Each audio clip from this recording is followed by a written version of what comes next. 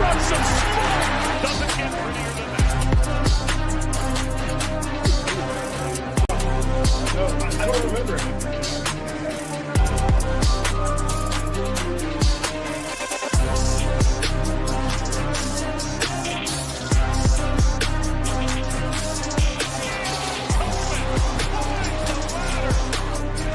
And a one-hand effort by Harris. Harris snaps it.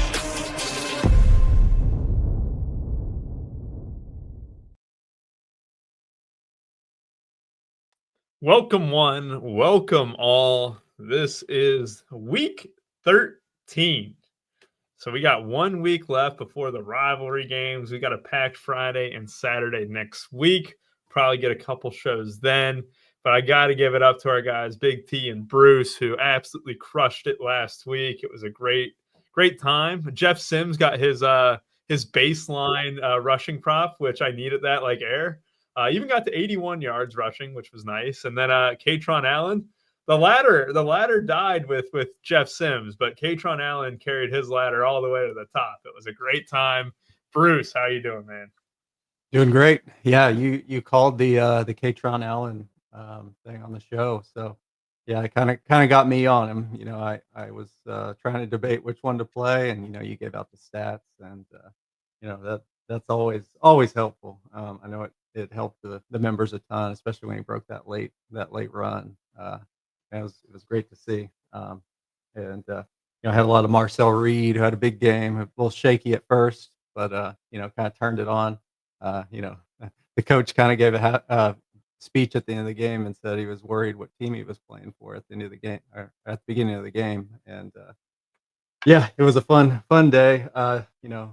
Just looking forward to this one as well. It's a little bit different. We have a couple of strange games that we probably wouldn't normally have on a late week slate like this. But yeah, it's really fun.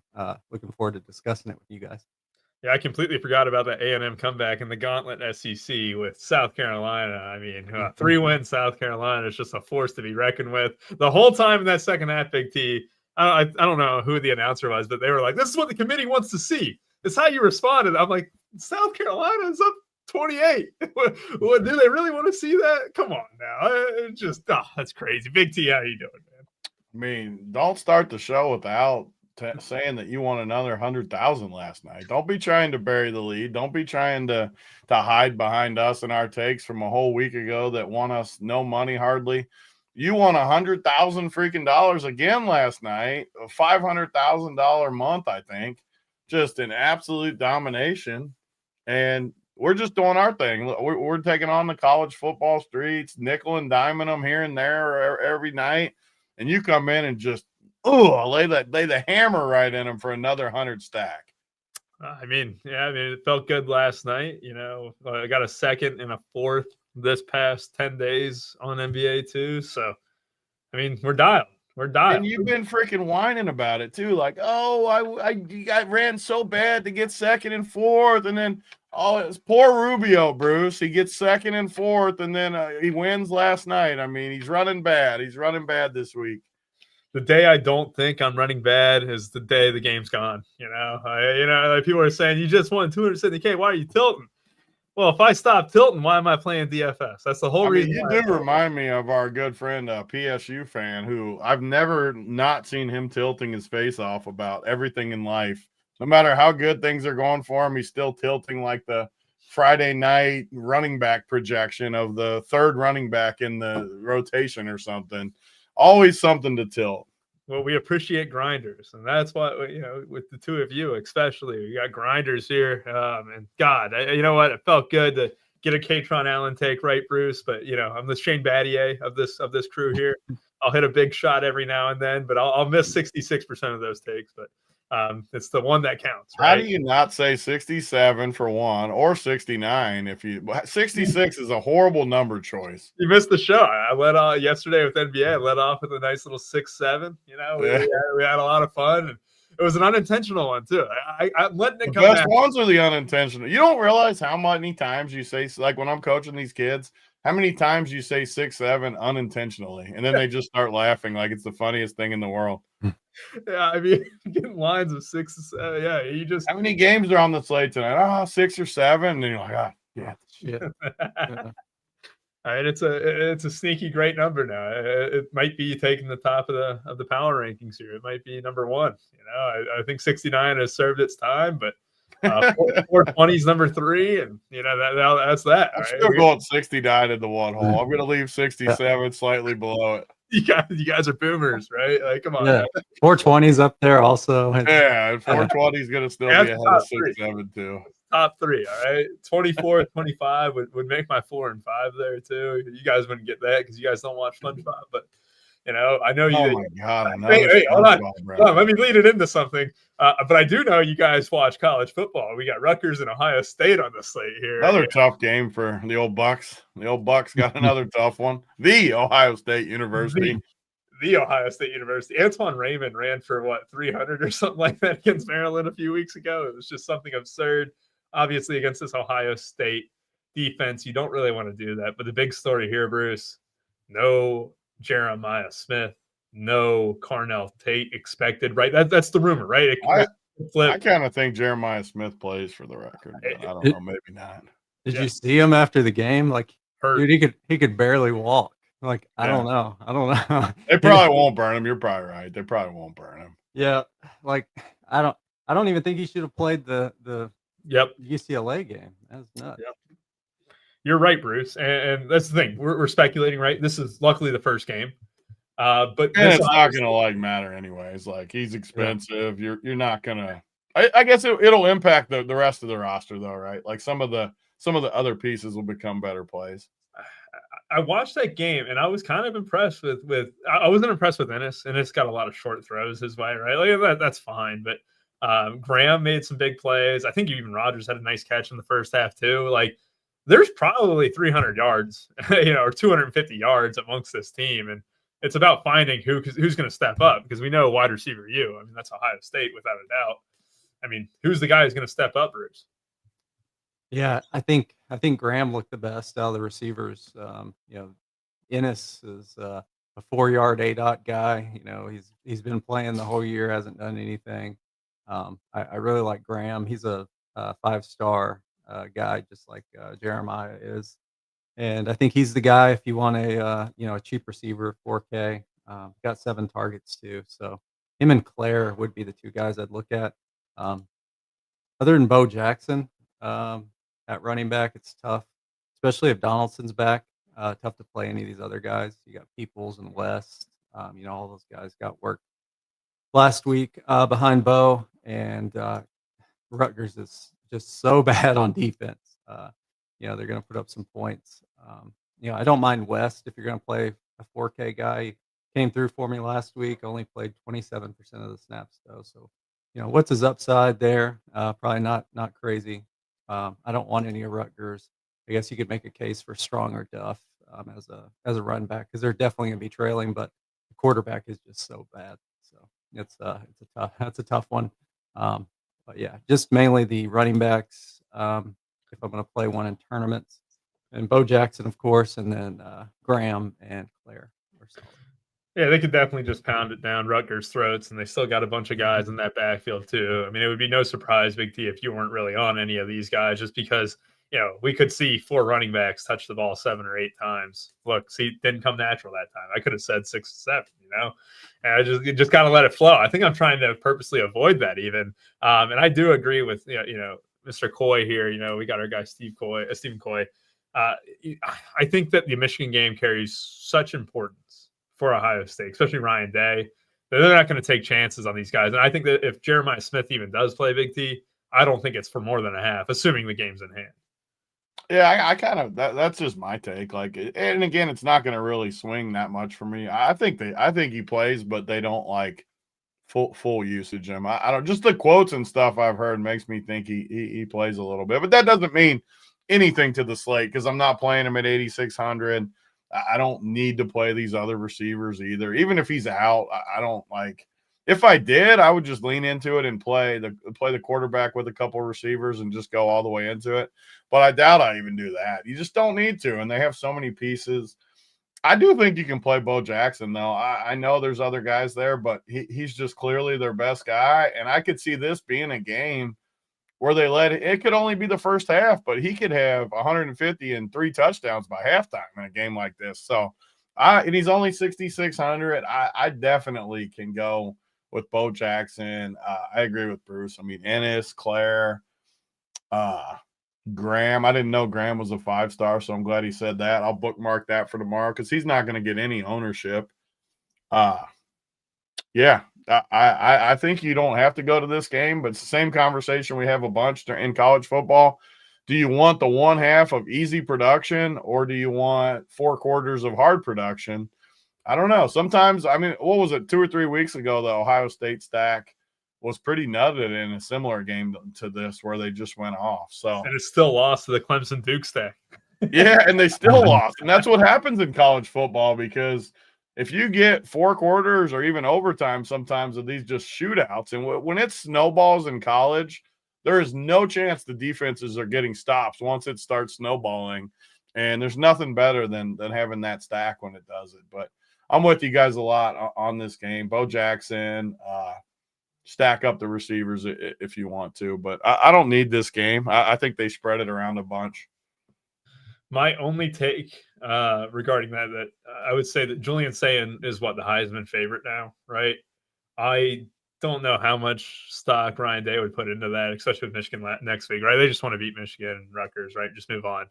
But I do think they might sling the rock a little bit more, with Graham, and, even have what we had. Rogers last week was 2 for 27 and 1, Graham 3 for 40, and a 6 for 30. I think there's going to be yards there for one of these wide receivers to break out. I'll bet on it being Graham at no ownership. I like playing these cheap receivers, especially with, Julian Sayin's going to get the ball to his guys. Like, that's the number one thing. You just got to get open.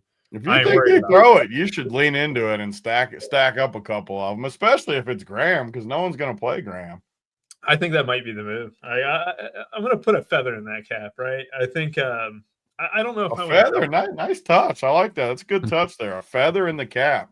Yeah, I've been watching a lot of Nikola Jokic. His touch is the best in the league. You just gotta learn. You gotta learn. Now we get Mizzou. Bruce has been watching a little NBA. I get some messages a couple nights, and Bruce sliding in there talking about his Pelicans, or who are you talking about? Pelicans? Yeah, I can't root for the Mavs anymore. We don't have Luka, so I've been rooting on the Pelicans. Yeah. Oh my Queen. God. He's a big Queen fan. Queen's a beast. He's the stud. Yeah. Fun to watch. Fun team to watch, even though they have a couple guys that I can't stand. But yeah, fun team.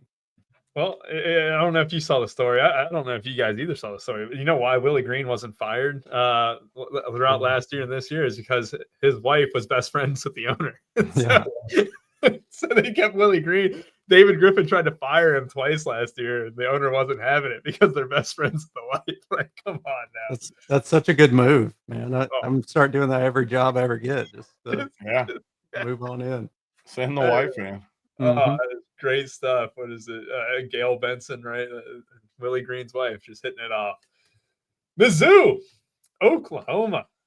I mean, this Matt Zoller's guy wasn't it the last time I watched Mizzou. I got no hope for them. Ahmad Hardy is going to be there and be a factor. We're big Ahmad Hardy fans here. You got Jamal Roberts been getting a little bit more of a gradual role in that offense as well, Bruce. You liked him last week on the night slate, I think, a little bit.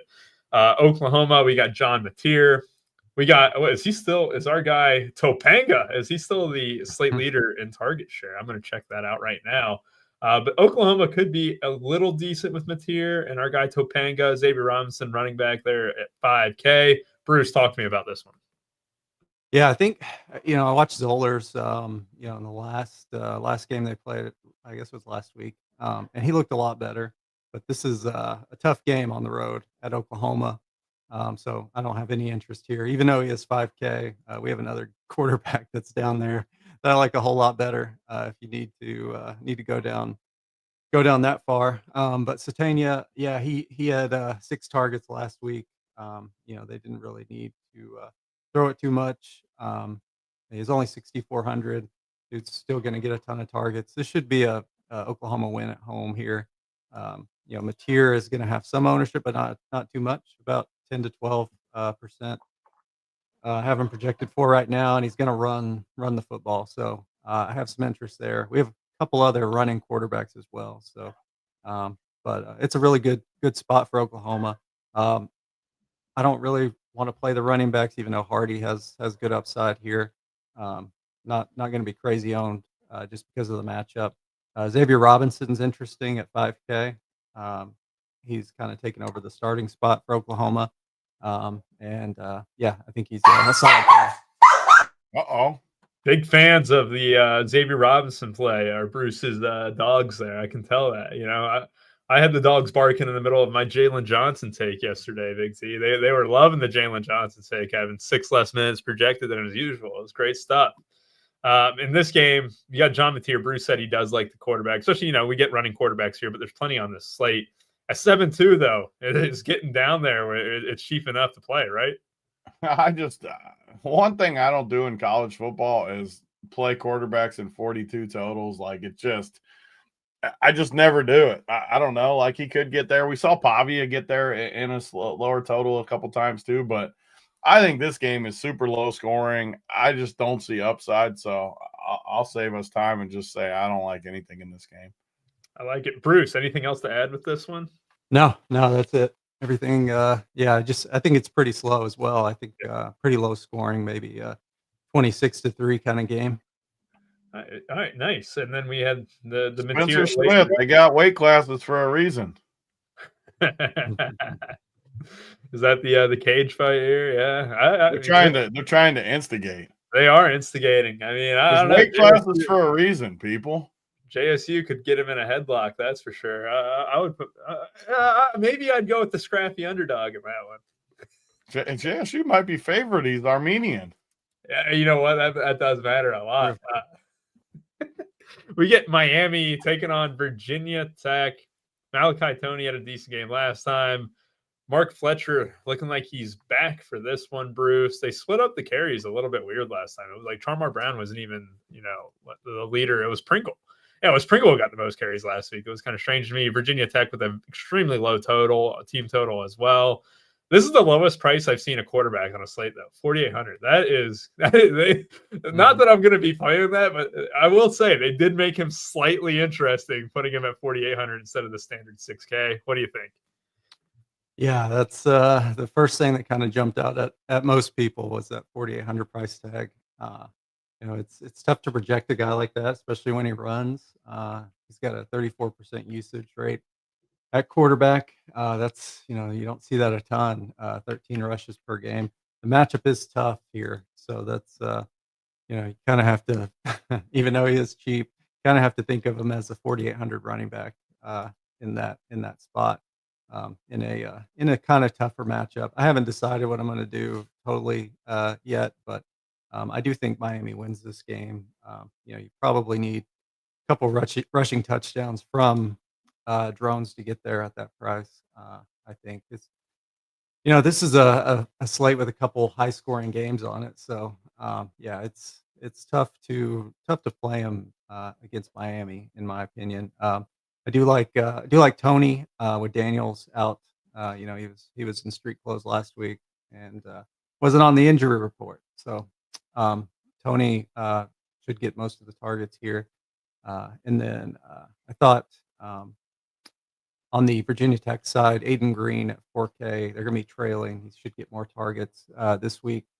He's solid. And then he failed last week, but he's still there. So he should get some targets. If Daniels is out again, like I think he is, Marion at 3,700 is solid. Got 7 targets. Have been really good since Daniels has been down.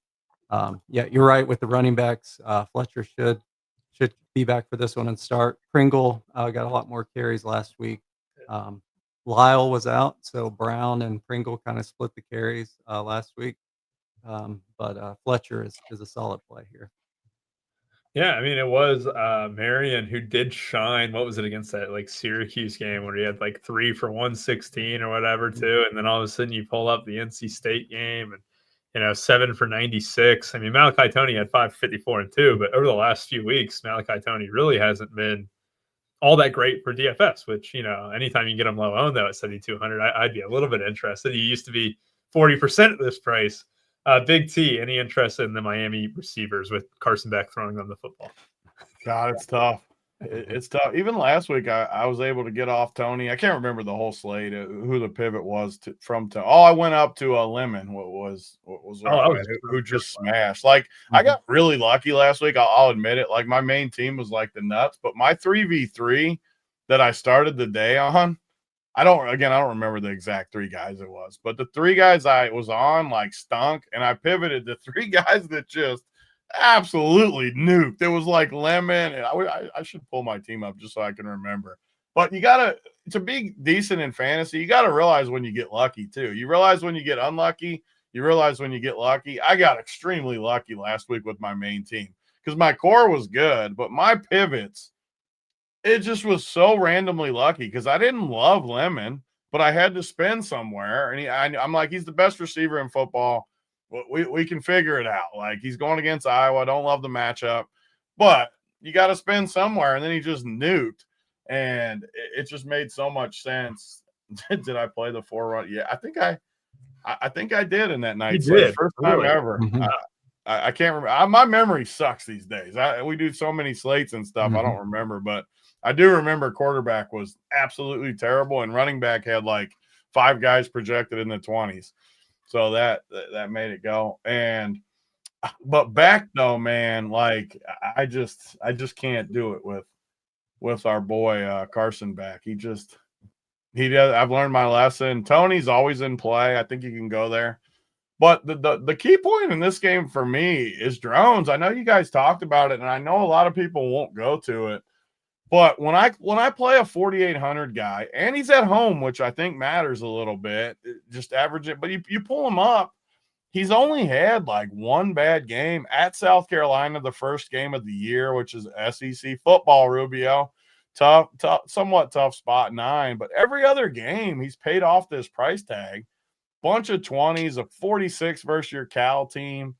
It's just the price, and I wish DraftKings would do this more. Where guys that you would never even consider playing when he's like 6,800, you would never even look at this team. Everybody should be priced to where you can at least consider it. And putting drones at 4,800 as a runner at home, I actually like it. I like it more than I should. I think it's a pretty solid play. And I think Miami's defense is good, but this is a little bit of a letdown spot at Virginia Tech. Tricky little noon game. I actually like drones a decent amount, and I like when I play a cheap guy like that I don't have to pair him with anyone. I can almost just treat him like a running back, even though he's a quarterback. Just plop him in there, and I'm not saying I'm for sure going to play him, but I would project him higher than the projections. Like every game he's in the 20s. I would have him closer to 20 than 15. So even if you bump him up a little bit, I think you could end up getting some of him. And then Miami, I just wouldn't play anyone, I don't think, besides Tony. I don't like anyone else on Miami. Yeah, makes sense there. The Miami team that lost to Louisville straight up, lost to SMU, right? Didn't they lose to SMU as well? They did. Yep, on the road. Yeah, so I have zero problem with attacking them a little bit on the road there. Yeah, I'm looking at this Miami team. I see the argument with, ND, Notre Dame. So no, they should be. We were talking about that on the NBA show the other day. Notre Dame. We brought up Notre Dame. I would take ND minus 10 against them right now. I would. You would lay 10 with your Indiana team versus Notre Dame? No, I would take ND minus 10 over Miami. You would say, I see what you, Yeah, I think that would be close to the line, maybe a little less. But Miami's definitely overrated from how people view him. I think Carson Beck just sucks. It was mainly that first game of the year. Yep. First game of the year when they beat Notre Dame. That's kind of Notre Dame. Notre Dame, yes. 3-point loss with your first start ever in college football for TJ Carr. New teams always changing and stuff. Like, I'm not holding Alabama, lost to Florida State, which I know that that looks a little different now. But I'm not holding that against them as bad as it was, right? Speaking of really bad teams, though, Louisville sucks. Yeah. Oh my God. Big T, not Knight. Who's Knight? No, he meant to say Big T instead of. Oh. Yeah. This Louisville team had a little bit of hope, right? Lose to Virginia. Okay, that's cool. Beats I Miami. loved it too because that dude just shoved it right up your ass. That was who I pivoted to. Your boy Jamari with Lemon. That was my other horse, and he shoved it up you again. Well, you know what? Wasn't it Katron Allen outperformed him? I got away with that one. Yeah, I got away with it because I did have a ton of Moulton though, and Moulton he okay on the ground, but he didn't get any touchdowns or anything like that. But yeah, that Jamari Taylor thing, that definitely was no lube. The first quarter, he broke off a big run for a touchdown. I was like, oh, it's going to be a long Saturday night. It is. And this is a Louisville team that our guy JKS threw for 323 and 2 against them. I know that we aren't really that high on SMU, and I know that the slate is loaded with high-scoring games that are soon to come, but God, you got to have a little interest in Kevin Jennings after what JKS did to this Louisville defense last week, Bruce. Yeah, and it's here in Dallas as well. So, yeah, I think SMU is getting better as the season goes on as well. So, I think it's just a good spot for them. Jennings 7,600 is too cheap, going to be unowned. Off the bye week as well. It's just a great spot for SMU to just put it on them. I do like the Louisville running back situation here, as Duke Watson is the only healthy guy, and he's 5K. He's going to have definitely be owned. It's not the best spot for a running back for sure, but he's going to get a ton of volume tomorrow. So definitely a good spot there. SMU running back situation is rough, but Harden has been the guy. Derek McFalls kind of came on playing that kind of Brashard Smith kind of role. He's a receiver / running back. I think he's a solid play as well. And then receivers, Chris Bell and Lacey are both in great spots. SMU pass defense is really bad, 46 DraftKings points per game allowed to receivers. So if you want to stack it up, that's a really good spot. I just hate the way Miller Moss has been playing. And he doesn't move around too well back there. But I do like Bell and Lacey here. Hudson has been the guy for SMU lately, along with Brinson and Knight. All three of those guys are cheap, so you can stack it up any way you want. It's a great little stack here with Louisville on the road being a lot worse than at home. Yeah, I think I'm on SMU with you. I think I might make that bet. With the spread, and I'm going to be on that. The home favorite, Big T. That's the staple here. Big D Riggs, nice to have you join the live show for a little bit, man.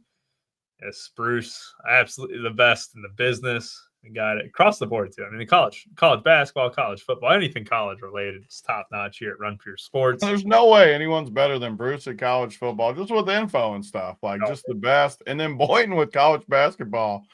I mean, that dude literally jerks his little wiener to it all year round. And just if there's anything I want in content, it's people to love their sport. I know for a fact Bruce loves college football, and I know Bruce was doing it like free content for college football for. Are you kidding me? It was outrageous. It was $1. It was $1. Yeah, $1 just to get people a sign on. I mean, the dude loves it, and Boynton might like college basketball even more than Bruce likes college football. I agree. If you want the best info, there's no better than those two, without a doubt. When Texas loses, especially. That's when the whole chat gets muted. We'll get to the Texas hazing in a little bit here. We still got a few games to go, but Big T, this Louisville team is a little bit of a disaster class over the last couple weeks. But you did have, this is why Duke Watson pops, right? You had Kewan Brown go for 14136, and if he's not in the fold anymore, you get a 5K running back who's got great speed in NCAA 26, by the way. So that's my one take with Duke Watson when I played Dynasty with Louisville. He was an absolute stud when he spelled Isaac Brown in the backfield. Big T, what's your take? Just terrible. I mean, you always got to get the video game talk into the end of the show. Always. Bring me full midnight back to 6. I mean, I was just talking up Bruce and Boynton getting excited, and you do that. I mean, just totally bring me back down. But we got another situation here, and one of the things I think I'm good at is just finding when I think guys are underpriced. And you could play these Louisville guys because of the prices. I mean, you could play Miller Moss with the double stack, 2 really good receivers, for 6,800, 5,400, and Miller Moss is 5,300. You can get the whole stack for that cheap, and those guys are absolute talents. Maybe not Miller Moss. He's not amazing, but you got two great receivers to pair with him, and Duke Watson's underpriced.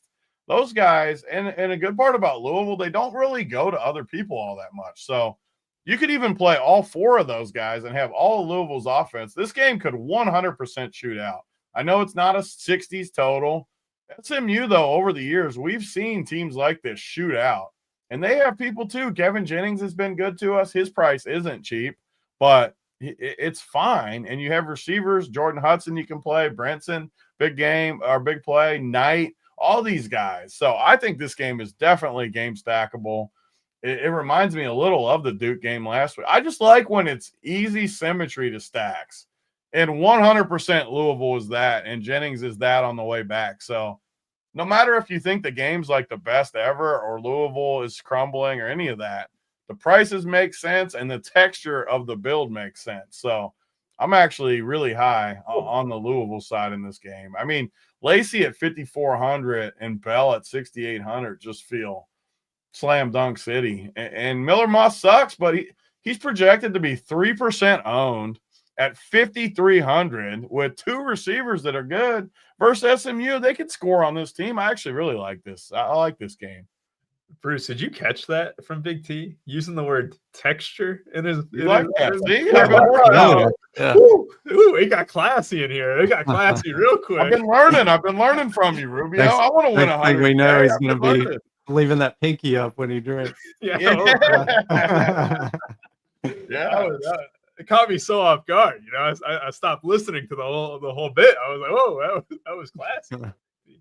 I'm with you guys, though. I do think even with a 51.5 total, right, this one definitely has room for points. Chris Bell, we know what he is capable of. He'll be a first-round pick in the next NFL draft. Colin Lacey obviously has a lot of talent, too. Should be a fun game. And we'll go to a Baylor team. Bruce, I played FanDuel last week. I just kind of put in the stock projections and RPS and diversified my lineups a little bit. I thought I was dead in the water, like not dead in the water. And all of a sudden I check late at night and I'm like, I'm somehow third. And it was because of the Baylor game. The Baylor game. You were running bad again in college football? I ran super pure with that one because I was on the shitter and I was just checking my phone. I'm like, why are my winnings high? And because I thought I was losing money. And it was because our guy Dampier went absolutely nuclear. And the Baylor game, what was that, 55-35 or something like that. Your boy Fafita, Big T, has got a massive projection at a 6.4K price tag and a team total that is approaching 35. Bruce, talk to us about this game. Yeah, it's mostly because Baylor is terrible on defense. That team is just horrible. And he's 6,400. I should love him here, but man, he's just treated me so poorly the last couple of weeks. You can't help it. Get back in there on him. Yeah, I think I've got to keep going back just because he's been so bad. He's cost me so much money. So Rubio's play of the day is going to be Hudson again, and you guys are going to have it all going. I think Hudson was good last week. Yeah, he was really good. Yeah, he keeps smashing as the only guy on Arizona. If you play anybody else, you're just screwed. But yeah, Baylor stinks. So anybody's in play here from Arizona. As much as I just struggle to put them back in my lineups, but Hudson at 5,500 again. I mean, he got 11 targets last week, and they were finally good targets, and he just absolutely nuked. And Josh Cameron, speaking of nuke, he had 20 targets last week and scored I think 3 or 4 times, maybe 2 or 3 times. And Baylor just went nuts. Trigg had 7. Cole Wilson had 14. Ashton Hawkins had 8. And this kind of a similar game. It has shootout potential for sure. On the Arizona side, you got Watley and Spivey as always. They only got a couple targets last week. The thing with Arizona though is you got to ask yourself, can they run the football here? Because if they can, they will definitely run the ball with their three-headed running back situation with Craig, Mahdi, and Reese Gano. So, but they're all 4K. They're probably all going to score about 10 to 15 and just absolutely tilt me. So it's a good game on the Baylor side for me. I like the receivers and Hudson. Other than that, it's just tough to pick out a good stack just because it's kind of coming from all over the place. Yeah, definitely coming from all over the place there. Ishmael Mahdi had the first touchdown last week, and our guy Sorsby got the second touchdown. I know that because I bet Sorsby first touchdown. It was great stuff. They did beat UC. So, yeah, sorry if anyone bet Brendan Sorsby Heisman. You can go ahead and throw that ticket away.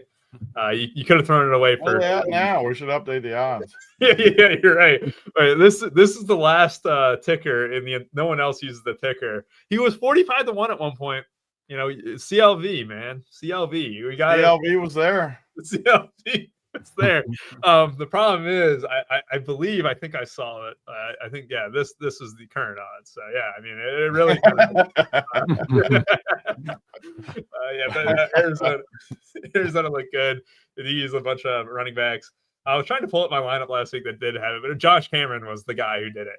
Bruce. You were 100% right. I completely forgot what he did last week. Big T, you've been a Josh Cameron glazer this season. Is that going to continue? Yeah, but Baylor's not been Bruce has had Arizona. I've kind of had Baylor where it has not worked out well for me. It is, I mean, Sawyer Robertson has not done it for me. He's still 8K. Cameron's a beast. Cole Wilson's been pretty solid. Bryson Washington I haven't loved, but I actually like Bryson Washington a little this week for the first time because he's down to 5,700. He's got a pretty big projection. I like the matchup versus Arizona. Baylor's killed me this year, though. I have terrible vibes with Baylor. Like, I've played Baylor so much, and they've never come through for me a single week. So I've struggled. I've struggled with that. Maybe this is the week, though. I mean, this game definitely looks like a game that could really get cooking. My issue with Arizona is still the same as it's always been. I mean, this dude, the Fafita and Hudson combo is going to be maybe the chalkiest of the slate or close to it. Everyone's going to want to play these guys. And do I really want to play these guys as chalk? I just probably don't. I've been on the right side of this argument with these guys. I mean, Fafita with a couple bad games in a row against easy matchups. I don't know. I'm still up in the air, though. I'm up in the air. I like it more than I liked in the past weeks, but that's probably my Baylor bias. I always like these Baylor games. I just feel like these Baylor games can absolutely nuke. So I'm undecided. Chalk me as undecided here on this one yet. Great. We'll get your takes in the Discord for those wondering. Run Pure Sports. He'll have his core posted. He'll have his ranks posted, and you'll definitely get the finishing touch there. Bruce, why did Dampier only score 13.5? Maybe I did run terrible. Maybe I did run terrible. I'm looking at this lineup. I had 9 from Moulton and 13 from Dampier, and I finished 4 out of first. They ran the backup quarterback in there. I think he scored twice. I'm pissed off now. A couple running back touchdowns from different running backs. It was messy. You knew you always run bad. That's what I said. You had to run bad to only get third. The worst part, like I said, I didn't know until I sat on the can and checked my lineup. I mean, 2.8% Cameron and 2.5% Robertson did it, but I just assumed Dampier went off too. It wasn't the case. Thanks for ruining my mood, bringing up the Baylor game now. But yeah, I'm with you. I think I'm going to side with Bruce here, Big T. I'm going to be jamming in Hudson a lot. You've been on his side the whole time. It's been me against you guys. What do you mean? Every week you've been on his Arizona side. Any side with Bruce is the right side. I don't disagree. I don't disagree often. I usually just fall in line. Fafita is the one I don't know if I can stomach. I don't know if I can do it. He's chalky this week, and I'm probably not going to play him, and he's going to smash. One of these weeks he's got to crush. Is the thing that's stuck in my head, and it's like Baylor. Man, he's cheap too. Is this the first? I know if I play him, he's going to. If I play him, definitely don't play him. Because he's gonna bring the ship down if I play him. But man, it does feel like it could be the week he does something here. 6th on the slate and target share, 11.97 the last 3 weeks for Chris Hudson. That would put him, like I said, 6th on the week. He's just above our guy Topanga, who is sitting there at 7th. It's north of 30. Last week we only had one guy north of 30% target share. This week we got 7 of them.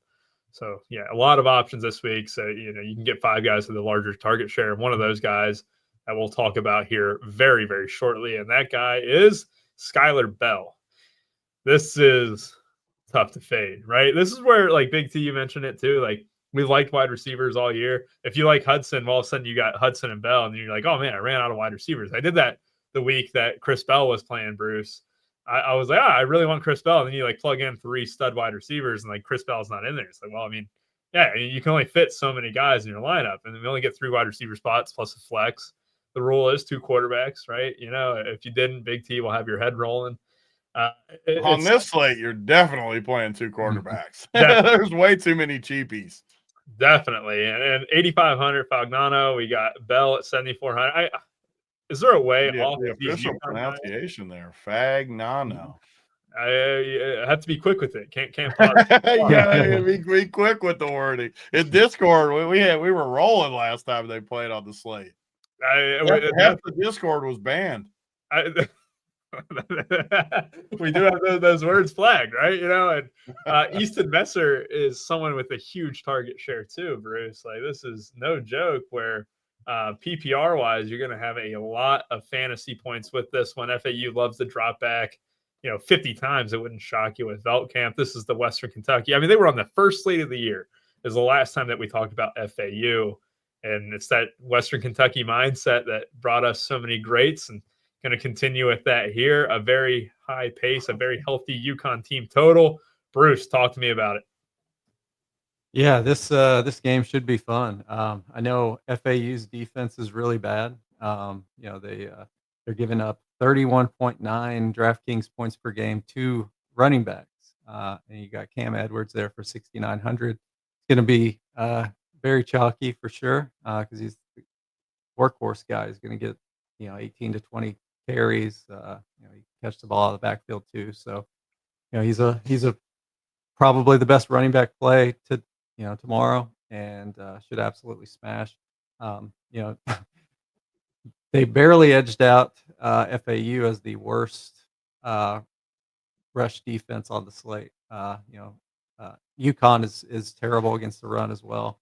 31.8 DraftKings points per game given up to the run. They're just 2 bad defenses playing here tomorrow. Both quarterbacks are solid. Veltkamp and Fagnano. I think both of them put up some points. And you have Skylar Bell. You mentioned just crazy numbers. Easton Messer as well. Just getting 11 targets per game. And then Assad Wasim, the receiver, had 15 targets last week. He's a Colorado transfer. I played him that first slate. We had FAU, and he scored a touchdown. So I think he's a solid play as well. Jay-Sean Platt at 5,500 is solid. John Nieder for 4,500 solid. I know Juice Vereen, I think, was injured a couple weeks back. I think even in the Duke game. And if he goes, he's a solid play. But I haven't seen any news on him. I think Alex Honig has been the guy that's taken over for him, and he's probably a solid play there.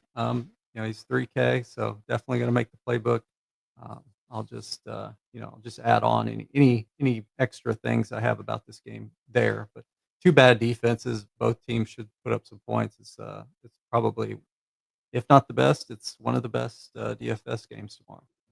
Yeah, I mean, it might be, if it's not 2, it might be 1. I mean, it's definitely in that top 2 mix there. Big T, lots to like. What's your plan with Skylar Bell in particular? A guy who's going to come in super chalk. Are you just going to go ahead and lock him in basically and just lock and load?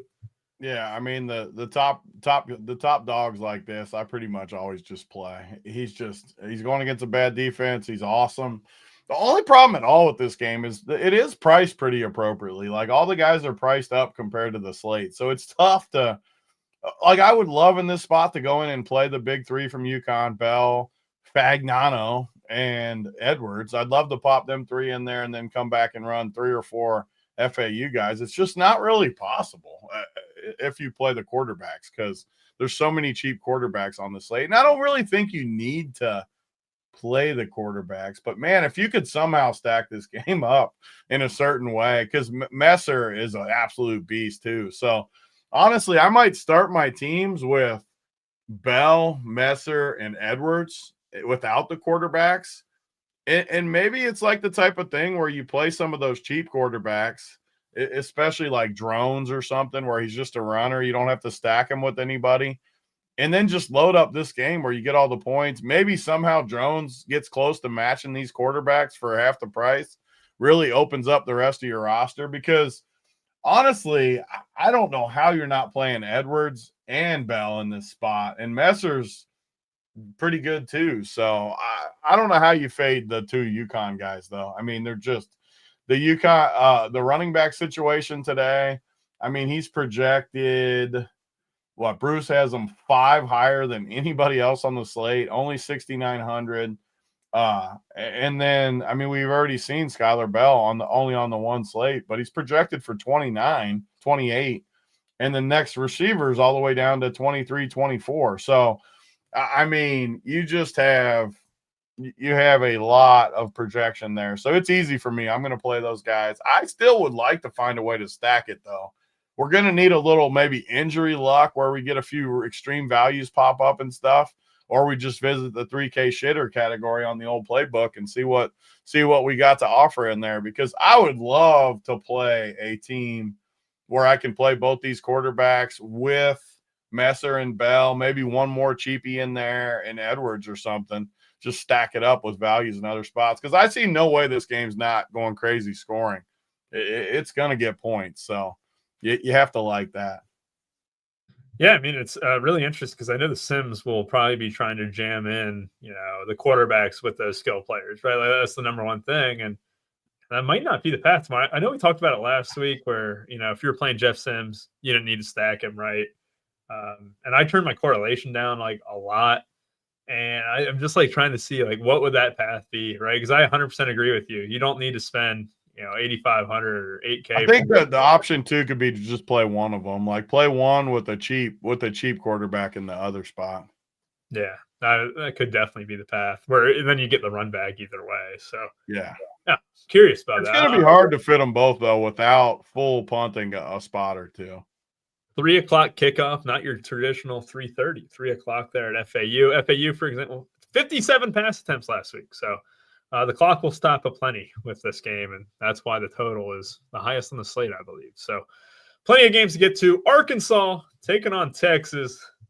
Bruce, you holding out hope that Texas is a playoff team here? Yeah, I think this game's going to be pretty good for DFS. I think Texas defense has been terrible the last couple of weeks, including last week against Georgia. And I think I mean, even if they do, which I expect them to win this game, they're not going to beat Texas A&M. I don't think. That's a tough one as well. But I do like Taylor Green, especially in tournaments. The way Texas has struggled against against quarterbacks that can move a little bit. They stopped Pavia like the first half, and then he went off second half against them. So I do think Taylor Green's a solid play here. Everybody's been able to run against Arkansas, so I hate to say it, but Wisner is probably in play here at 5,900. He's going to get a lot of the work. I know Baxter scored last week, but that's what happens when you play Wisner. For some reason, Baxter has the game of his life. Mike Washington, the one thing Texas is good at is stopping the run. Even in that Vandy game where Pavia went off, they were able to stop the run. So I don't love him. I think he's kind of a tournament only play. Receivers, the Arkansas receivers are always in play here. They, Texas lost a lot of the Georgia guys in coverage last week and left them wide open.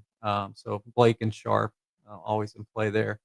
Mosley at 4,400 for Texas. I think he's been their best receiver the last few weeks, and he's cheap. So bad defense, and he should smash. Wingo is solid as always at 6,600.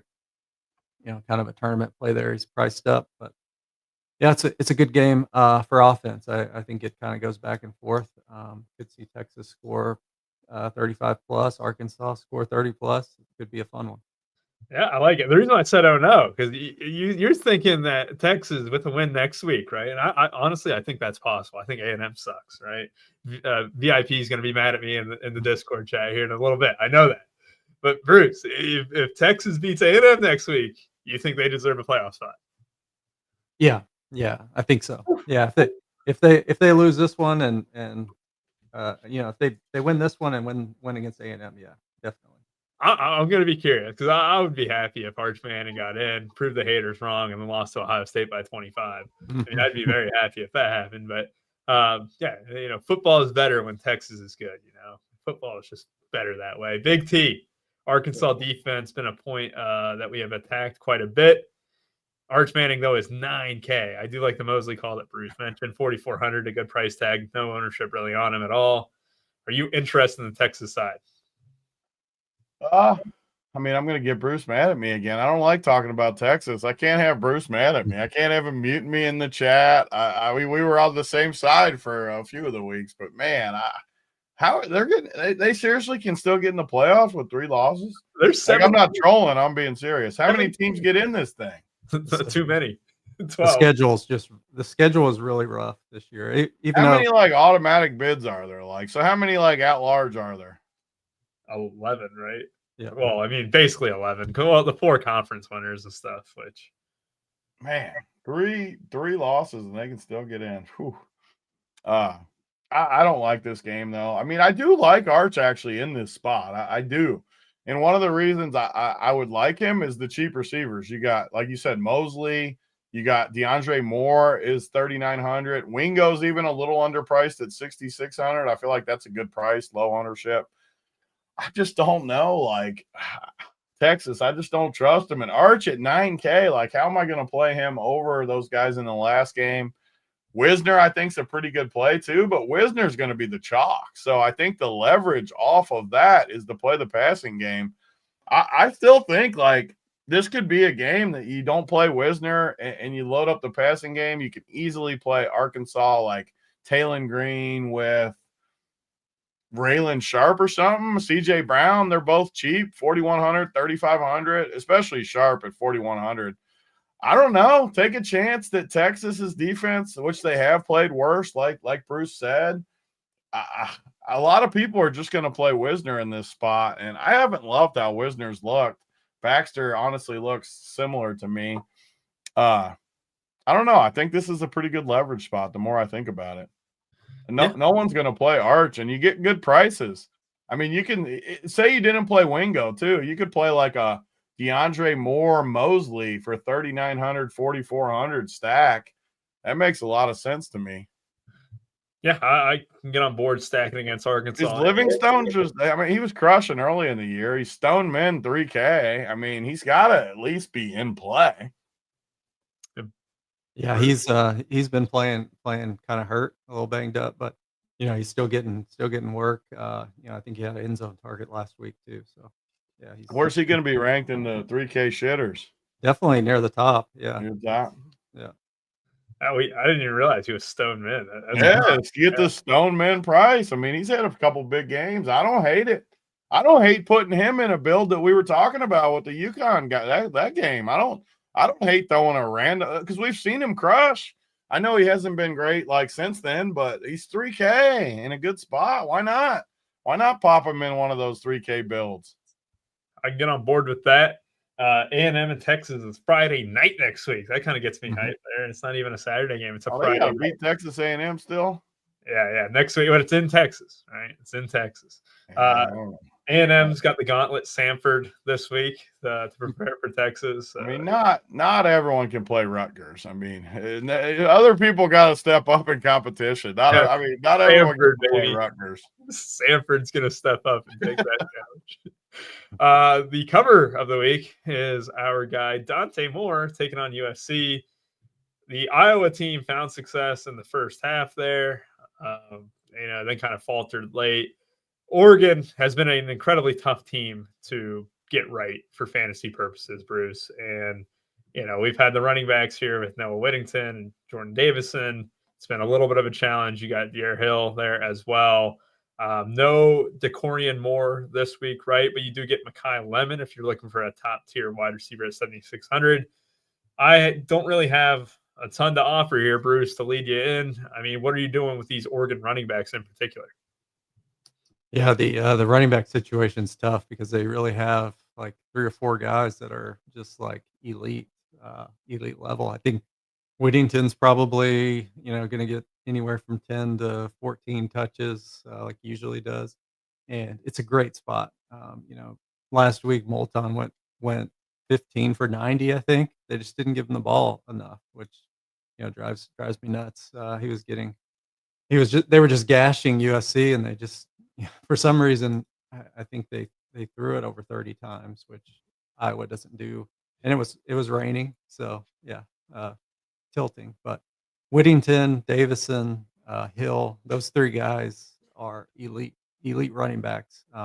Davison has 12 touchdowns this year now, after scoring twice last week, and he's only 6,100 and a great spot at home against USC. So it's a great spot for him. I really like him if you're looking for a guy kind of in that mid range.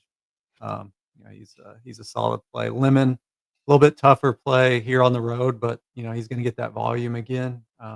Oregon's only given up 20 DraftKings points per game to receivers, but he's an elite receiver. Kenyon Sadiq, came back last week for Oregon and looked healthy. 5,200. Scored at least 1 touchdown, and I think he's probably one of the better tight ends in the country, maybe top 2. And he's looked great. I think there's some good pieces in this game. I just don't want to have too much of it just because it's kind of spread out. But I do like the studs here. Kenyon Sadiq, mock draft.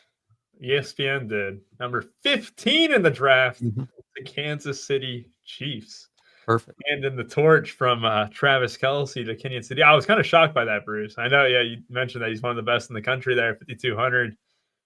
Big T with no DeCorian Moore. You do like to go against USC a little bit. Could you be interested in one of these mid-tier pass-catching options for Oregon? Oregon's problem always is just how many bodies they have. But I actually like this Davison guy, too. He looked good last week. I know Whittington. It is a little annoying. It's kind of tough to lean into these double running back situations, especially when they're both projected good. But Davison just looks better than Whittington to me, just watching Oregon most of the year. I know he only got like 7 carries or something last week, but he looked good in them. I don't know if I can lean into the volume, but I do like that. Sadiq, I like him. Dante Moore. I always like going against these USC guys. And again, it's been profitable all year. And the one good part about USC, their offense is always going to move the ball too. So even the weeks, like I said, last week, I got lucky. I wasn't on Lemon all day. And then I can't remember if it was right before noon. It was probably before the afternoon games because I was kind of looking at my 3v3s in the afternoon, and it just popped up where I could get. The funny thing is, Rubio, I went from who was your play of the day? Oh gosh, it was someone bad. It was your boy that did good. Who? Katron. Oh, I like Katron Allen, but I like Trey. Oh, wasn't your play of the day? Well, you were on him though. You talked. So I had him, and I actually went to the guy you hate, Jamari. But that 500 was able to get me up to Lemon. And it helped me like get I don't remember the third guy, whoever it was. So even though Katron scored more than Jamari, I got to Lemon over a dude. And I don't remember who the other guy was, but it might have been Malachi Tony or something. Just smash city, like from the pivot. And it just makes too much sense to pop a guy like Lemon's going to end up lower owned than you think too. Because of the UConn game. Those receivers are so good in there. You can't spend up for every receiver unless you just save on both quarterbacks or something. So, I don't know. You might end up lower owned. You can definitely go there. Lake McCree, I always like him too. He's a tight end, right? I think he's a big tight end. I like him too. So, I don't know. I always like going against USC. Oregon is tough, though. I don't really like Dante Moore as much as other will, but I'm good playing some Oregon pieces for sure. Yeah, I mean, I can get on board with that. Playing a little bit of Oregon, and yeah, Trey Green was my play of the day. Thanks for bringing up a bad memory. No, I'm kidding. That was Who was it? He got like 2 fantasy points, man. It was Who? terrible. Green for LSU. You told me. You said you can't make him your play of the day. Oh, the tight end. Yeah, you can't make him the play of the day. He's more of a like flyer type play with upside. It was terrible. It was terrible, and it went as bad as you could expect without a doubt. There, Duke, North Carolina. The reason you couldn't take him though is what Bruce said during the show, and Bruce if a guy gets a donut the week before. I mean, it's tough to trust him coming off a donut. Like, I'm just being honest. Like, in college football, if you can't scratch for a few points, you got something wrong. Well, my hand is burnt from the stove, and I learned not to touch it, right? Live and learn. You take life lessons. When a guy gets 0, don't expect lemonade. And honestly, I think he was one of the 3 I pivoted off of because I had the quarterback. I'm almost positive I pivoted off him. But I think he was my 3rd guy. Van Buren. I literally picked up like 100 points in this 3v3, and it was pure luck. Like, I'll admit it was pure luck how I got onto the other one. Well, we could all use a little bit of luck. I wish some would go my way. No, I'm kidding. Heated rivalry of Duke and North Carolina. What was it? The Duke score last week caught me by surprise. I feel like they lost. But again, with anything with Duke does, if you look up Duke, you got to make 2 weeks ago, you thought they were like in the playoff. That was your worst take of the whole college season when you like came in with that. Yeah, I had a bad week last week. I was like with Duke, if you Google search them, you got to put football because it just automatically falls to basketball, right? So or lacrosse or something weird. Oh God, it's up there with John Hopkins. You gotta really kind of be specific with your search there. Duke losing 34-17 last week to Virginia, 18, 133 and 2. And don't let that distract you that Harrison Whaley, Jamar Taylor's backup, also went 16 for 62. They gave up a lot on the ground, and we got Demon June. Oh, is this that bad of a committee this week again, Bruce? We haven't had UNC on a slate. Is it a lot of Benjamin Hall, Gauss, Demon June? Oh gosh, it looks a little bit like a committee here with UNC. I want to target the running backs. Doesn't look like I'll have that luxury this week, Bruce. Talk to me. Yeah, UNC is off a tough 28-12 loss to Wake Forest. So that's rough. And they only gave Demon June 9 carries. So man, I love him as a running back, and it's such a great spot. But man, it's so hard to trust. Trust the running back snaps there. He's an elite play though. There's the one game, I think it was Cal, where he went off for me and scored a ton of points. But yeah, just tough to trust that. Nate Shepard's a solid play. It's a tough matchup, and he's priced up, so probably tournaments only there. But receivers are the ones that I'm interested in here. Jordan Shipp and Paysor are both inexpensive, and getting nearly 100% of the snaps. Both 9 targets last week. And, the volume's going to be there with those 2 guys. Duke is giving up 43 DraftKings points per game to receivers. We saw it against UConn. They really can't cover. And, both those guys are solid. They're going to play their ass off because it is Duke, big rivalry game. And, it's just a good spot for them as well. So Barcate as well at 7,300, Keyshawn Brown at 5,100. Both tournament plays for me, but the 2 UNC receivers I really like. Yeah, interesting with Paysor, right? He's been a good producer over the last few weeks. I wouldn't have thought about at all at 4,600 here. Even when you look up Duke UNC, it defaults to basketball. Man. Yep. It's crazy. They get bragging rights until February though. That's pretty big. Big T, you on this game at all? Carolina games are tough. I mean, Paysor looks solid, but I don't know. Carolina is playing better. Let's give Belichick a little credit. I mean, they could have just totally like quit on him and just totally shut down. As bad as the season started, I mean, they were so bad. And part of the issue was like Gio Lopez early in the year too. I don't know. I don't need this game. I always like Duke. This is probably the first week I don't like Duke that much. It's just prices, though. I mean, Barcate, I love him, but he's 7,300. Shepard, I like him, but he's 78. Queso's up to 5Ks. I just don't. Mensa is a good price at 6,300. his prices move so much from like 5Ks to 8Ks to 6Ks. I don't know how guys can move that much each week, but 6,300 is affordable. I don't love this game, though. I'll be honest. I think Carolina tries to muck it up a little bit.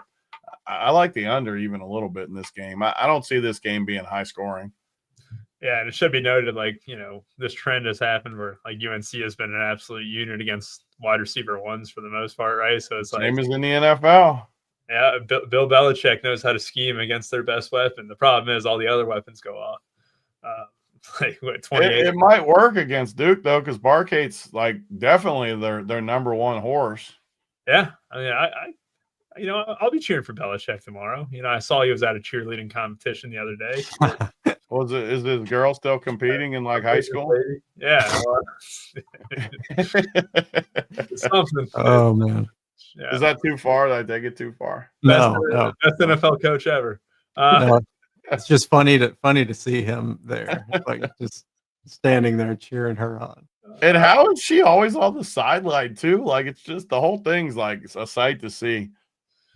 It is definitely something. Cutter Boley is something to watch. 5K. Talk about a stud. This is where that price gets low enough. This guy is dicing up SEC defenses on a week in, week out basis, right? And again, another school that you really got to specify when you search them up, football. Because I saw a lot of Saddam Hussein clips with Mark Pope and Brendan Garrison on them. They lost 2 ranked games in basketball, and the fans turn on you quick. But, our guy, Mark Stoops, still got a nice job here. Boley at 5K, Seth McGowan at 5.8. But the real story here, Bruce, is 9.2, Diego Pavia. Just getting it done on the ground, man. This Kentucky defense has looked pretty good, though.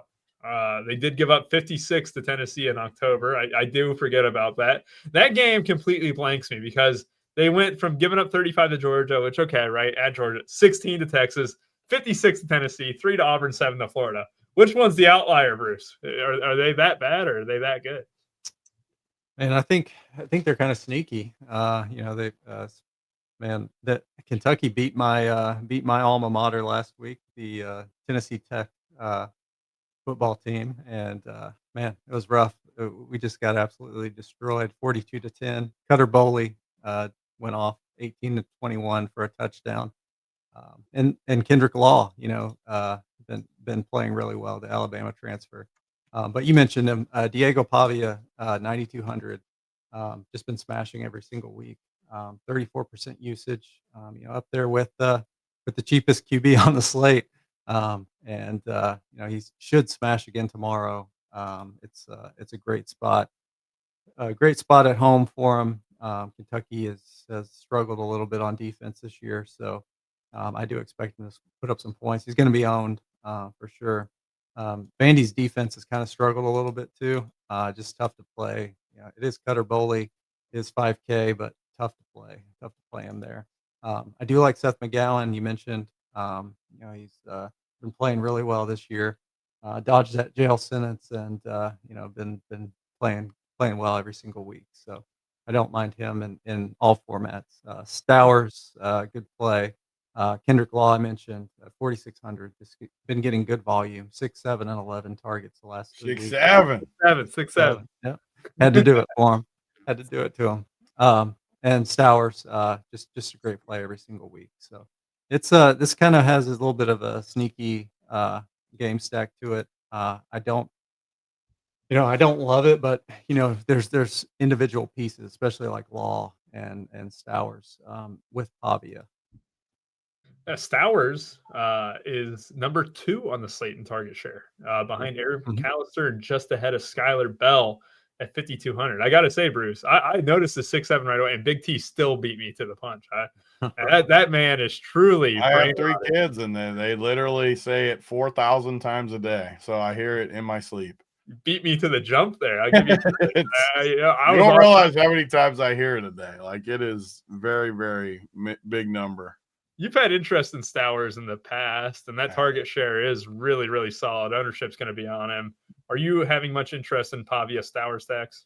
Yeah, you have to like it. And the nice part is you can play those two, and Stowers makes the stack a little cheaper, but then you can run it back with Kentucky guys, and it just shows you the price points matter. Like Boley is not amazing, but he's 5K. Kendrick Law is just rock solid, projected for just a great number at 4,600. And McGowan's always a good underdog play. Like I always like him in these scripts. So you got again, it's just all texture, as Rubio likes to hear, the texture of your build. It just really likes that you got a lot of salary left, even if you play Pavia with this game. I mean, it makes a lot of sense. So I'm definitely on it. It shows you it's not the biggest total in the world or anything. It's a somewhat tough spot at Vandy, but I think Kentucky's been playing with some heart this year too. I could see this game being solid based on price. The texture is right, Rubio. The texture. Kentucky 1 win away from being bowl eligible. You know, I think they've played solid. Seriously, like they're not incredible by any means, but they haven't been laughable in the mighty SEC. Their over-under was 4.5 on the year, and one of my friends posted that he had their over 4.5. I'm like, how is that 4.5, right? Like, I looked at that schedule, too. I know that they got the win against Florida, which wasn't entirely in Auburn, I guess. But, like, yeah, they had Tennessee Tech on the schedule. They had Toledo. I mean, they had Eastern Michigan. Like, you're telling me that they didn't expect to get 2 more wins? I had a few buddies, too, that liked the under, and I didn't know anything about Kentucky to start the year. And I'm like, 4.5, they've played like, I don't know. I like the over too before I thought about it. I mean, it's 4.5 wins. It's Division I football, not intramurals. And the SEC, where there's a bunch of cupcakes like Auburn and Florida. Like, it's just cake, right? I mean, they pounded Florida. They're going to be at Louisville. Bruce said we did the Knights game. Yes. I am with you guys here on. I'm 0 for 1 on Boley props in my career. That was the last game of the regular season last year. Boley sucked, but I'm willing to go back. I'm willing to feed into the fire at 5K here. Kendrick Law. We don't have Auburn on the slate. Yeah, Kurt gave away some of the magic potion the other day, Bruce, right? We're on the Sunday night show. I think it was like last week. And he's like, yeah, Bruce mentions it. You know, we target the slot against Auburn on an NFL show of all things, right? Mm-hmm. And he's like, said he's been doing it the entire time. Like, you got to keep the magic sauce, contained. Now everyone knows the target Auburn slot, which we won't have too many times to do that the rest of the season. Dampier put up 55 last game. Oh, wait, that was the team that they scored 55. And he only had 13 fantasy points. Talk about a situation that I want to stay as far away from as possible after that game. That includes Ryan Davis. I mean, this game, honestly, it shows Utah can put up 55 and no one really gets there, Bruce. I'm kind of out on this game entirely. What are your thoughts? Yeah, it's disgusting. You have man, it seemed like 100 guys touched the ball last week. It was gross, especially if you had the quarterback. It was not a good spot. Kansas State also lost their top receiver, Jace Brown, as well. So, it's Tibbs and Bradley for them probably would be the two guys there. Ryan Davis is probably still in play. But, other than that, I don't really like anybody in this game. I think Utah just rolls and 6 or 7 different guys score here. So I got that one. Boom. All right. Bruce went fishing on that one, though. I'm going to call him out. Bruce went fishing for that one. I still liked it. I thought it was solid. I thought it was solid use. It's always good use when you hear it. This is a Utah team that shut down UC a few weeks ago. And if you can shut down Brendan Sorsby, you sure as hell can shut down Avery Johnson. Big T, you got to be off this game as well, right? Yeah, this guy, he wants to hear Rubio's plays because he gets dubs. And he got the winter hat. Do you guys call it a winter hat or a beanie? A lot of people call it a winter hat. I'm curious. Like, what do you call it, Rubio? I don't call it either of those. You don't call it a winter hat or a beanie? Just give me the thing that I put on my head. Oh my God! You call it something? I don't call it a beanie. Like a toboggan? This right here? Yeah, toboggan. Toboggan. A toboggan? That's what we call it down here. You guys both call this a toboggan? Yeah. I'm riding with Big T or with Bruce here. I'm calling it a toboggan from now on. A toboggan? Oh my gosh! There's no way. God, that's good stuff. It's Landa. And how you doing, man? Hope everything's well with you. Yeah. Yeah, now I'm rattled though. A toboggan? Yeah, You guys sounds got me. right. I was not expecting a word like that to come out of I think this. that's a Southern thing. Yeah, I'm pretty sure. Man, I'm rattled, but I don't even know where I go from here. Oh yeah, my Avery John. I need to look up who I bet because I've talked about this all year. I think I bet like lunch or something very, very small, but it's about the bragging rights here on this show. Avery Johnson, there's 2 games left. What is it? I mean, he's at 2,100. Yeah, he not winning that bet. Whoever we made the bet, it's time to send over lunch or whatever we bet. I forget even what we bet. First But show of the I year, won right? that one. First show of the year. We've had a few throwbacks. We had Florida Atlantic on that first slate. We got Avery Johnson on that first. We're calling it back, full circle. This is like we're completing a season, a nice television series right now. We're circling everything together. And honestly, like Avery Johnson's been even worse than I thought he would be. So it's definitely a victory in that column. I'm with you guys though. Nothing in this game. No way. Utah's just good at home, and they, like you guys said last week, I don't think they scored any fantasy points after halftime because there was just so many unknown guys scoring and stuff that it was just I don't even know what happened. He doesn't have his tackles, Lando. Give him some break. I'm completely off the Chargers the rest of the season though. I mean, they took a little woody last week. They took a little wood. Oh God, no. It just shows you how important tackles are, man. We don't have Slater or all. Things are looking really rough in Los Angeles right now.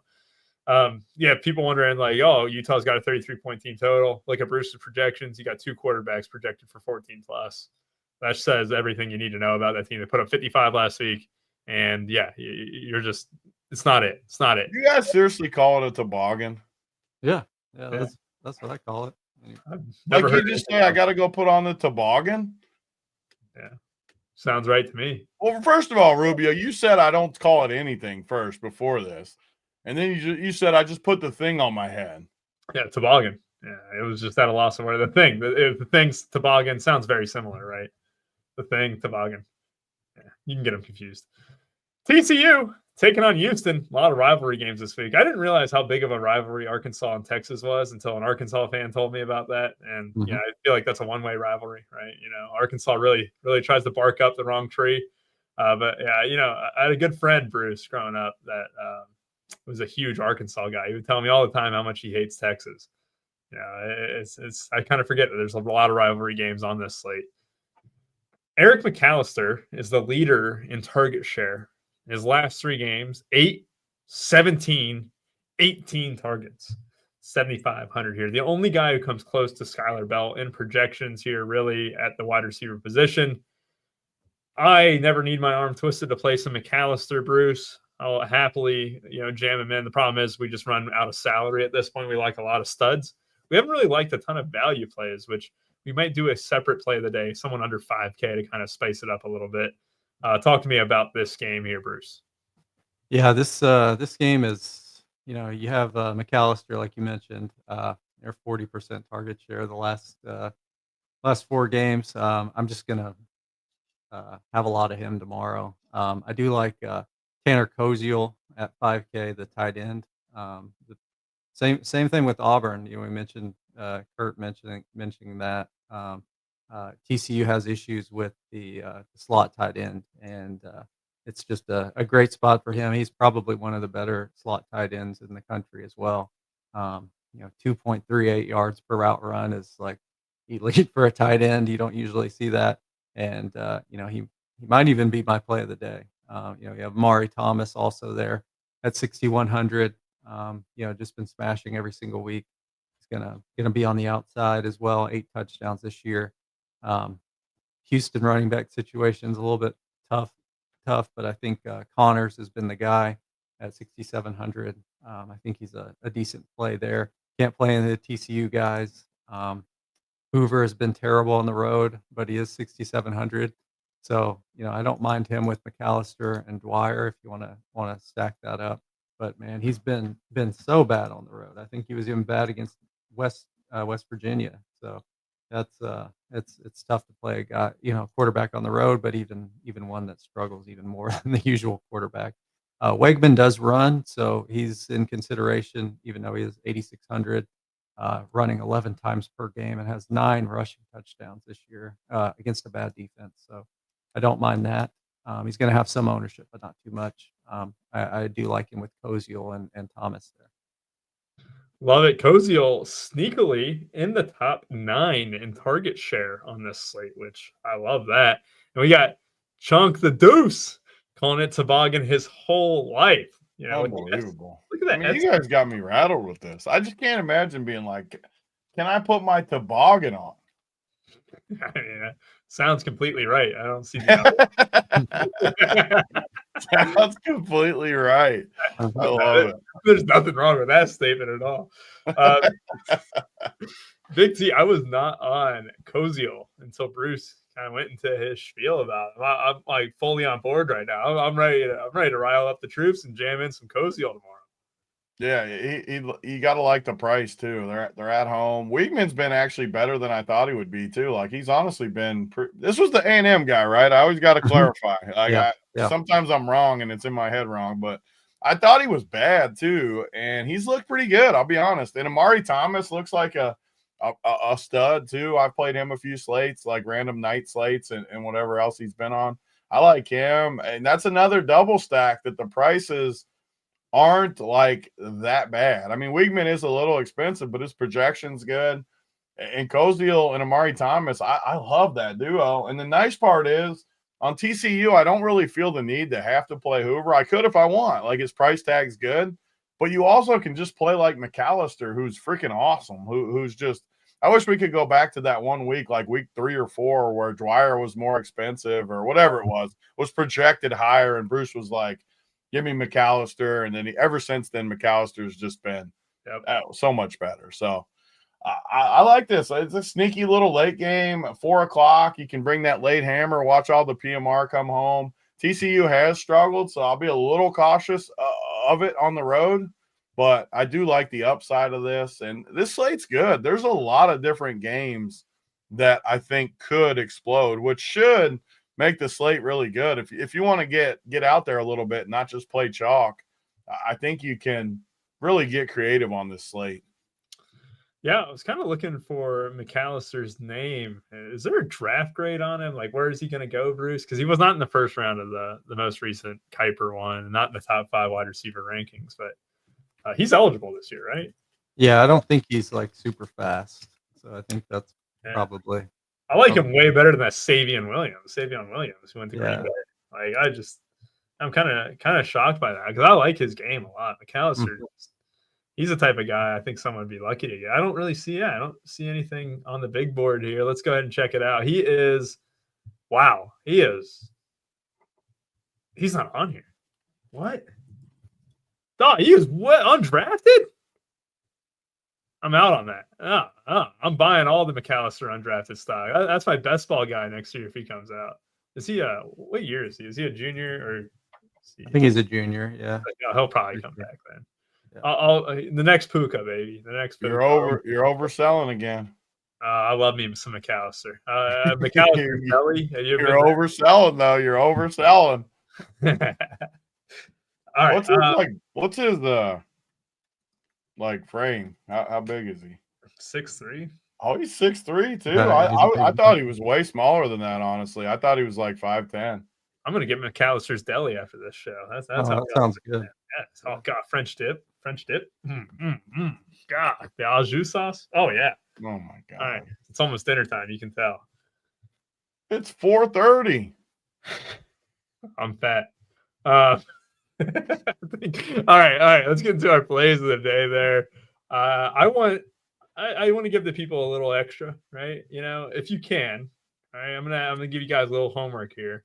A sub 4K option, right? Doesn't have to hit every time, right? Like, you know, give someone a little flavor in their value because we talked a lot about the studs. I don't think we talked a lot about value, and I know that we touched upon every single game. But I want to see if we can give someone a nice little low-owned play that, you know, can take home maybe 4.5K if you know, I know that we talked about some receivers 4.4K. So I'll set the bar at 4.5K or under, and then your main regular play as well. Big T, I'm going to stall a little bit, right? But if you guys are, you know, looking at signing up to run pure. Now is the best time. Absolutely great stuff from NBA, NFL, college football, college basketball, and everything in between. We got the UFC fights last week was the main events and stuff. That was some good stuff. Our guy Felix, who I do the show with on Saturday night, was watching the fights as we were going through. And it's great stuff. Every sport covered. And if you want just specific single sport package, we got you covered there as well. Isn't Rubio from the Midwest? Stocking cap. What the hell even is that? What? A stocking cap? A stocking's a sock, right? A sock that you hang up for winter. In Colorado, it was always a beanie. Did you wear your beanie? That doesn't seem right at all. How is there this many names for one type of hat, though? We're already on 4 or 5 names here. I mean, beanie just doesn't sound right. Toboggan does. Why does why? Let's go ahead and get to these plays of the day. Big T, I'm going to start off with you. I'm going to give Bruce a little bit more time. Okay. So I'm going to clarify. I'm going to give a bunch of plays, too, because I like this. I like helping the people on the free show. These have been pretty good, too. We've done good with these. I honestly scanned the whole board for your rules, and it was tough for me to find someone in that cheap of a range. Sorry. So I'm going to do yours first. DeAndre Moore, 3,900, Texas. He's the only guy I could find under like that 4,500 that I actually liked. I don't know if I'll go that cheap too much. I just don't know if you need to. But I also like Livingstone or whatever. The Texas is where I'm going for cheap plays, super cheap plays. But my actual plays I love. Like I said, these are high-owned plays, but I think you start your team with Skylar Bell and Cam Edwards, the 2 UConn people. They're both chalky, so I'm not getting any credit for this, but I think that's the starting point. They're just so rock solid, perfect matchup. I love everything about them. But my actual low-owned 1% play of the day, 5,200. I was going back to my move today because I knew I was going to take him. And then Bruce talked about him. I wasn't even going to bring him up during the game, and I was going to sandbag it till the end. Bruce brought him up, though, and he's an absolute beast. Kenyon Sadiq, best tight end in the country, going against USC. You guys know I like picking on my USC team. I think he erupts for like a 30-plus burger for us. I love his matchup this week. I love the 5,200 price. I love that he's 1% owned. I love everything about Kenyon Sadiq this week, baby.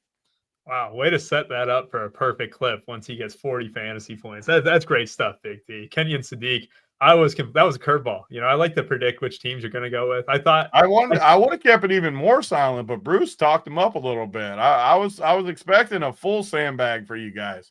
Oh, and then you put the rules. I wanted you just to say low own, not 4,500. You skewed it just a little too far for me. I know I skewed it, and I knew you'd go Texas. I knew you'd go UConn, and then on the 0-2 count there, I swung and a miss, right? I loved it when you were clicking too, and I didn't see my guy on your screen.